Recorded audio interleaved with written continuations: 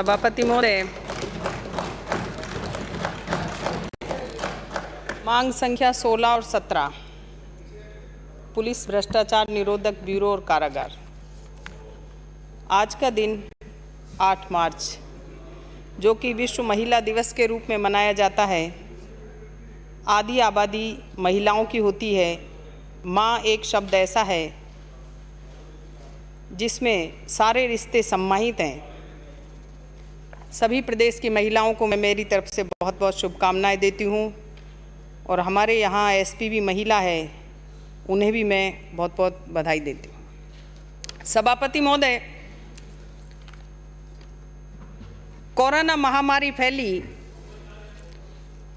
हवाई जहाज बंद हुए, ट्रेनें बंद हुई, बसें बंद हुई, जो इंसान उड़ रहा था, भाग रहा था, वो भी बंद हुआ।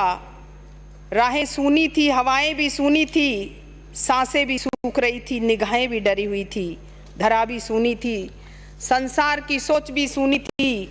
वहाँ रे मेरे राजस्थान की पुलिस एक प्रहरी के रूप में खड़ी थी। सड़कें राही के बिना सूनी रही, बाजार की दुकानें ग्राहकों के बिना बंद पड़ी थी, मौत के डर की छाया सर पे खड़ी थी, लेकिन मेरे राजस्थान की पुलिस हर जगह खड़ी थी।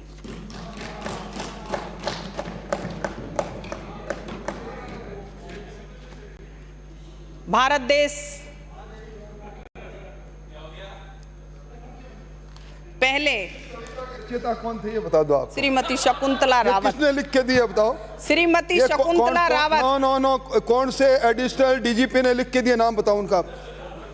डीजीपी लिख सकते हैं तो धारा 102 और 3 लिख सकते हैं, उन्हें कविताएं लिखना नहीं आता। मेरा 2013 से और आज तक का विधानसभा का रिकॉर्ड उठाकर देखें, जो भी कविता लिखी शकुंतला रावत ने लिखी, मन के भाव से लिखी और देख करके कार्यशैली पर लिखी। आप कहें तो आपकी उस पर भी लिख दें, क्या है, आप कैसी प्रस्तुति करते हैं। पहले भारत देश ईमानदारी में प्रथम था। भारतीय इंसान धार्मिक, सच्चा और ईमानदार पाए जाते थे। यहाँ तक अपने कर्म और कर्तव्य फर्ज के लिए अपनी और अपनी संतान की कुर्बानी तक देते थे। कई ऐसे उदाहरण पाए जाते हैं। पूरे भारत देश में क्या हो रहा है सभापति महोदय? सबसे पहले देश के प्रधानमंत्री का भाषण था, शब्द आता था उसमें काला धन। लेकिन जैसे ही बीजेपी की सरकार बनी सभापति महोदय, वो काला धन कहां गया, किसके खाते में गया? वो सफेद हो गया क्या? दोबारा वो शब्द भाषण से ही गायब हो गया। 15 लाख महिलाओं के खाते में डालने की बात। सीधे विषय पे बात करिए। सीधे विषय पे करूंगी सभापति महोदय। तेज पैदा मत करिए। भ्रष्टाचार कहां गया? ये भारत में छा गया। बीजेपी की सरकार ने ज्यादा बढ़ा दिया था, उसको वर्तमान राजस्थान की सरकार के एसीबी के अधिकारी और समेटने का काम कर रहे हैं सभापति महोदय। सभापति महोदय, ये तय हुआ था कि जो बीच में बोलेगा उसे बाहर निकाल दिया जाएगा। इन्हें निकाल लिया। शब्द भ्रष्टाचार पे ही बोल रही हूँ, ये बड़ा हो, नीचे हो, ऊपर हो, जहां से आया है नीचे उतर के। भ्रष्टाचार निरोधक ब्यूरो शब्द एक ऐसा है, कर्मचारी और अधिकारी सुनते ही कान खड़े कर लेते हैं।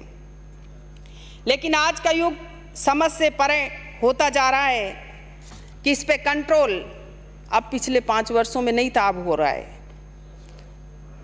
भ्रष्टाचार निरोधक ब्यूरो के राजस्थान का एक पुलिस का एक पार्ट है। पुलिस डिपार्टमेंट एक वृक्ष है सभापति महोदय, और उसी के पार्ट हैं। कई बार इसमें भ्रष्टाचार के लिए कई बार आपसी रंजिश के कारण भी पक्ष और विपक्ष के लोग आपस में किसी को फंसाने की भी रंजिश कर लेते हैं, और गलती नहीं होती फिर भी उसे फंसाने का कार्य हो जाता है। और वो इतना डिप्रेट हो जाता है, इतना डरा हुआ हो जाता है कि वो आत्महत्या तक करने पे मजबूर हो जाता है। ऐसे केसों की जांच करके उनका तुरंत निस्तारण करने की आवश्यकता है। अगर रिकॉर्ड उठाकर देखें तो पिछले साल में कितने पकड़े गए थे, लेकिन वर्तमान सरकार में चाहे बजरी माफिया हो, चाहे भू माफिया हो, चाहे अधिकारी हो, चाहे चतुर्थ श्रेणी हो, किसी भी श्रेणी का हो, एसीबी विभाग ने पूरा सराहनीय कार्य किया है सभापति महोदय।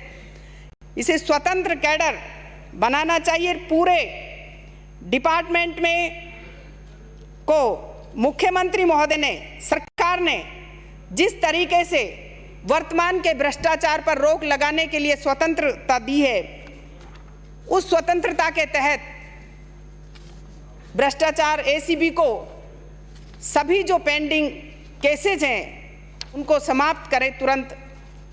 और विभाग में यातायात की सुविधाएं नहीं है, चाहे सीआई हो, एडिशनल हो, यहाँ तक तो सरकार की तरफ से इन्हें अवेलेबल कराए जाएं, जिससे कि इन्हें एसीबी को कार्रवाई करने में परेशानी नहीं हो। भ्रष्टाचार एक ये कैंसर की तरह बढ़ रहा है, इसको थेरेपी की आवश्यकता है। और जेलों में जो खतरनाक मुजरिम होते हैं सभापति महोदय, और जो सुधर सकते हैं, उन्हें अलग अलग रखने की आवश्यकता है।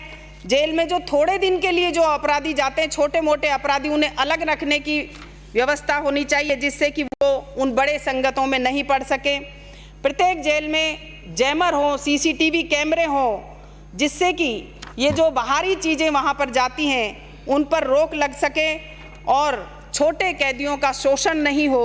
सभापति महोदय, प्रशिक्षण शिविर लगने चाहिए, जिससे कि कई सुधरने के मूड में जो कैदी होते हैं उनका दिमाग अन्य कामों में लग सके और सजा से जब छूट करके जाएं तो वो अपना कोई कार्य कर सकें। सभापति महोदय, प्रदेश की सभी जेलों में जो शौचालय और बैरिक हैं वो भी बढ़ाने की आवश्यकता है। जो जेल प्रहरी है उनकी वेतन विसंगतियां हैं, कई बार आए दिन वो कागज़ पे कागज़ देते रहते हैं कि हमारी इस तरीके की विसंगतियां हैं। उनके लिए बैठकर अधिकारियों से चर्चा करके उन विसंगतियों को दूर करने की आवश्यकता है, और जिससे कि वो अपने खुशी से ड्यूटी कर सकें। कांस्टेबल की कम से कम 3rd ग्रेड के बराबर 3600 पे ग्रेड करने की आवश्यकता है। होमगार्ड भी ड्रेस ऐसी होती है, एक लाइन होती है और काम भी एक से जैसा होता है, तो क्यों नहीं उन्हें भी अपन पूरे 1 वर्ष का नियमितीकरण करें, जिससे कि उनका खर्चा भी चल सके और उनको आगे किसी तरीके से परेशान होने की ज़रूरत नहीं पड़े। जेलों में कार्यरत जो ड्राइवर और प्रहरी लगाए जाते हैं उन्हें भी नियमित करने की आवश्यकता है। और सबसे अधिक जो पद खाली पड़े हैं जेलों में सभापति महोदय, चाहे अधिकारियों के हों, कर्मचारियों के हों, उन्हें भरने की भी आवश्यकता है, जिससे कि जो खाली पद हैं वो भरे जाएं। और जेल में ड्यूटी हो, चाहे भ्रष्टाचार में लगे जो विशेष ड्यूटी लगती है, उनको विशेष भत्ता दिए जाने की सुविधा होनी चाहिए, जिससे कि वो अपनी ड्यूटी खुशी से कर सकें, आगे आकर के कर सकें।